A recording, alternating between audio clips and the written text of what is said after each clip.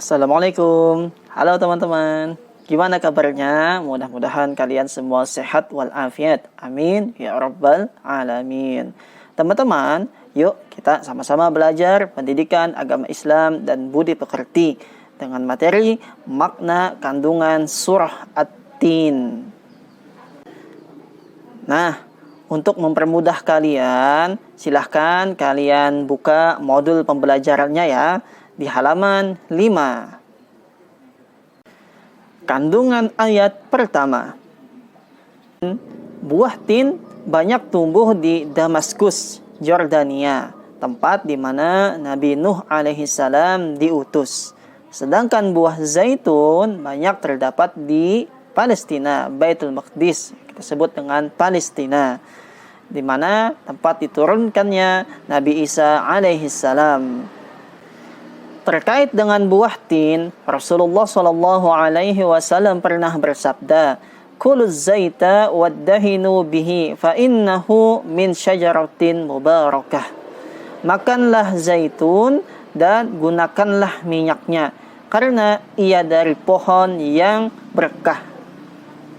Teman-teman, buah tin dan buah zaitun, buah dua ini banyak sekali manfaatnya. Nah, yuk kita bahas satu-satu ya. Apa manfaat dari buah ini?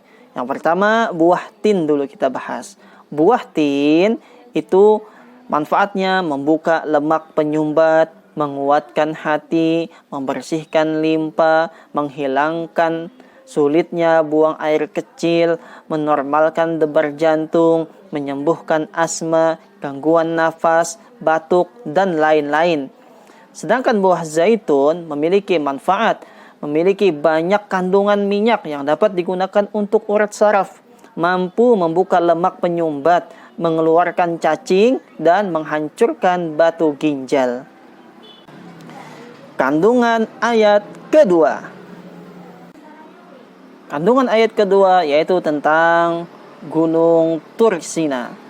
Nama Bukit Sinai atau Tur Sinai atau Saina. Lokasinya ada terletak di semenanjung Sinai, lintasan antara tanah Mesir ke Israel, Arab, dan Mesopotamia. Di Gunung Sinai ini pernah ada kejadian tempat di mana Allah Subhanahu wa taala mengajak Nabi Musa berbicara. Kandungan ayat ketiga. Kandungan ayat ketiga yaitu yang dimaksud negeri yang aman adalah kota Mekah.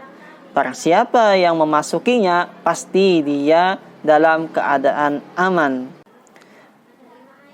Kandungan ayat keempat. Kandungan ayat keempat ini Allah Subhanahu wa taala bersumpah dengan buah tin, buah zaitun, Bukit Sinai, dan kota Mekah bahwa Allah menciptakan manusia dalam sebaik-baik bentuk. Karena manusia memiliki akal, jasmani, rohani, dan nafsu berbeda dengan makhluk lainnya. Manusia dapat berdiri tegak, berbicara, berilmu, lagi bijak. Karena manusia dibekali oleh Allah Subhanahu wa taala akal pikiran dan hati yang dapat berfungsi dengan baik, sehingga memungkinkan bagi manusia untuk menjadi khalifah di muka bumi. Manusia diciptakan dalam sebaik-baik bentuk, merupakan kenikmatan yang sangat berharga. Maksudnya adalah manusia harus pandai mensyukuri kenikmatan yang telah diberikan oleh Allah Ta'ala ini. Kandungan ayat kelima. Di kandungan ayat kelima ini Allah Subhanahu wa taala memberikan peringatan kepada manusia, walaupun diciptakan dalam bentuk sebaik-baiknya, manusia dapat turun derajatnya menjadi hina apabila dia kufur kepada Allah Subhanahu wa taala. Manusia akan berubah menjadi makhluk yang paling hina dan rendah derajatnya di hadapan Allah Subhanahu wa taala apabila dia tidak bersyukur, selalu berbuat keburukan dan tidak mentaati peraturan Allah Subhanahu wa taala. Kandungan ayat ke-6.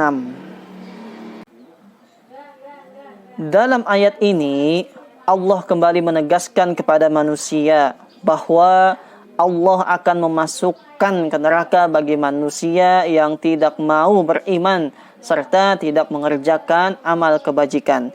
Jadi bagi manusia yang beriman nanti akan mencapai kedudukan tertinggi dan pahala yang tiada putus-putusnya apabila di dalam hidupnya diisi dengan keimanan dan ketakwaan. Tidak ada alasan bagi manusia untuk berdusta nanti di hari kiamat. Oleh karena itu, hiasilah hidup kita dengan dasar keimanan dan ketakwaan kepada Allah Subhanahu wa taala. Insyaallah akan mendapatkan kebahagiaan hidup di dunia dan di akhirat. Kandungan ayat ke-7. Kandungan ayat ke-7, Allah Subhanahu wa taala mengutus Nabi Muhammad sallallahu alaihi wasallam sebagai pembawa risalah tauhid dan uswatun hasanah. Arti tauhid sendiri diketahui sebagai ilmu yang mempelajari tentang sifat keesaan Allah Subhanahu wa taala, di mana Allah itu satu, zat yang memiliki segala kesempurnaan dan tidak ada satupun yang bisa menggantikannya. Kita diperintahkan untuk menyembah Allah dan tidak boleh menyekutukannya. Nabi Muhammad sallallahu alaihi wasallam sebagai uswatun hasanah, suri tauladan yang baik bagi manusia, kita diperintahkan untuk meneladani beliau dalam segala sisi kehidupan.